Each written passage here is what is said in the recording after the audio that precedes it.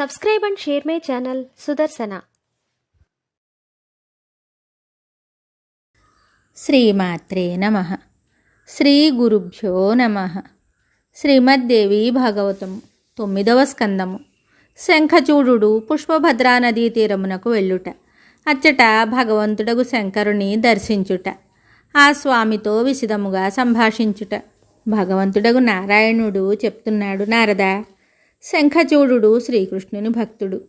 అతడు మనస్సులో భగవంతుడగు శ్రీకృష్ణుని ధ్యానించి బ్రహ్మముహూర్తముననే తన పుష్పశయ్యం నుండి మేల్కొన్నాడు. స్వచ్ఛమైన జలములతో స్నానం చేశాడు. రాత్రి ధరించిన వస్త్రములను విడిచి ఉతికిన వస్త్రములను ధరించాడు. ఉజ్వలమైన తిలకమును ధారణ చేశాడు. ఇష్టదైవమును ఆరాధించాడు.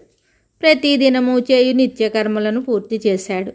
పెరుగు, నెయ్యి, మధువు, పేలాలు మొదలగు మాంగళిక వస్తువులను చూశాడు.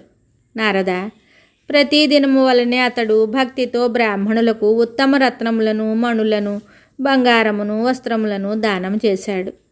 యాత్ర మంగళకరమగుటకు అతడు అమూల్య రత్నములను, కొన్ని ముత్యములను, మణులను, వజ్రములను కూడా తన గురుదేవుడగు బ్రాహ్మణునకు సమర్పించెను. తనకు శుభము జరగవలనని భద్రజాతి ఏనుగులను, గుర్రములను, ధనమును దరిద్రులకు బ్రాహ్మణులకు ధారాళముగా తన చేతులతో పంచిపెట్టసాగాను. ఆ సమయమున వస్తువులతో నిండిన వేల కొలది భవనములను, లక్షల కొలది నగరములను, అసంఖ్యాకమగు గ్రామములను శంఖచూడు దానరూపముగా బ్రాహ్మణులకిచ్చెను. దీని తరువాత సకల దానవులకు రాజుగా తన కుమారుని అభిషేకించెను. తన ప్రియమైన పత్నిని, రాజ్యమును, సకల సంపదలను, సేవక గణమును, ధనాగారమును, అటులనే గజతురగాది వాహనములను అతనికి అప్పగించెను. తాను స్వయముగా కవచమును ధరించెను. ధనుర్బాణములను చేతబట్టెను. సైనికులందరినీ ప్రోగు చేశాను. 3 లక్షల గుర్రములను, 1 లక్ష ఉత్తమ జాతికి చెందిన గజములను సిద్ధపరిచాను. 10,000 రథములు, 3 కోట్ల ధనుర్ధారులు, కవచధారులు, త్రిశూలధారులగు వీరులు అతని సేనకు అంగములుగా రూపొందారు. నారద, దానవేంద్రుడకు శంఖచూడు ఇట్లు అపరిమిత సేనావాహినితో యుద్ధమునకు సన్నద్ధుడయ్యాను. యుద్ధశాస్త్ర పారంగతుడగు ఒక మహావీరుని సేనాధ్యక్షునిగా నియమించెను. అతడు మహారథి, మహారథులలో శ్రేష్ఠుడు. రాజగు శంఖచూడు తన అగణిత అక్షౌహిణి సేన మీద అధికారమొసగెను. స్వయముగా 30 అక్షౌహిణి సైన్యమును కాపాడుకుని యోగ్యత అతనికి ఉంది. తరువాత శంఖచూడు మనస్సులో భగవంతుడగు శ్రీకృష్ణుని స్మరిస్తూ బయటకు వచ్చాడు. ఉత్తమ రత్న నిర్మిత విమానమును అధిరోహించాడు. గురువరులను ముందుంచుకొని భగవంతుడగు శంకరుని సేవించుటకై బయలుదేరాడు.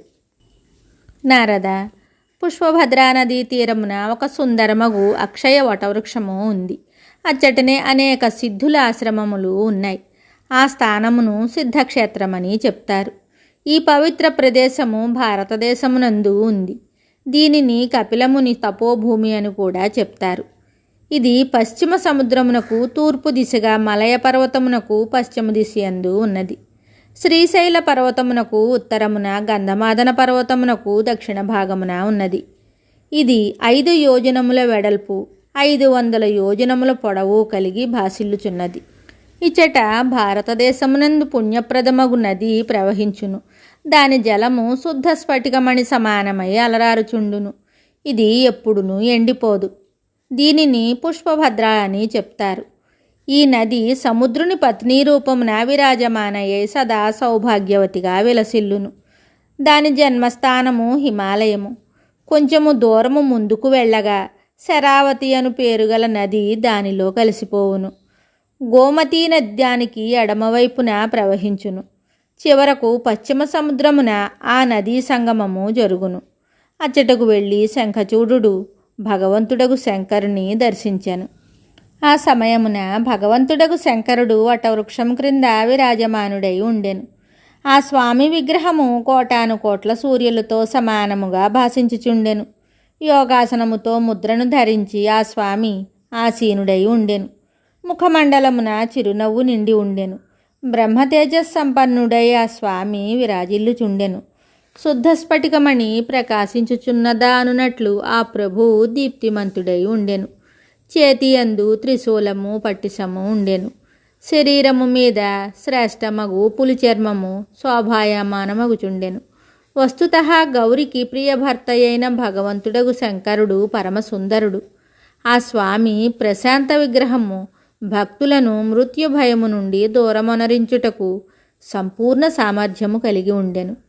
తపస్సునకు ఫలమునొసగుట, సమస్త సంపదలను ప్రసాదించుట ఆ ప్రభువు స్వాభావిక గుణము. ఆ దేవదేవుడు శీఘ్రముగా ప్రసన్నుడగును. ఆయన ముఖము మీద ఉదాసీనత ఉండనే ఉండదు. భక్తులను అనుగ్రహించుటకు సదా చింతించుచుండును. ఆ స్వామిని విశ్వనాథుడు, విశ్వబీజుడు, విశ్వరూపుడు, విశ్వజుడు, విశ్వంభరుడు, విశ్వవరుడు, విశ్వసంహారకుడు అని పలుకుతూ ఉంటారు. ఆ స్వామి కారణములకు కారణము. నరకము నుండి ఉద్ధరించుటయందు పరమ కుశలుడు. సనాతన ప్రభువు జ్ఞానమును ప్రసాదించువాడు.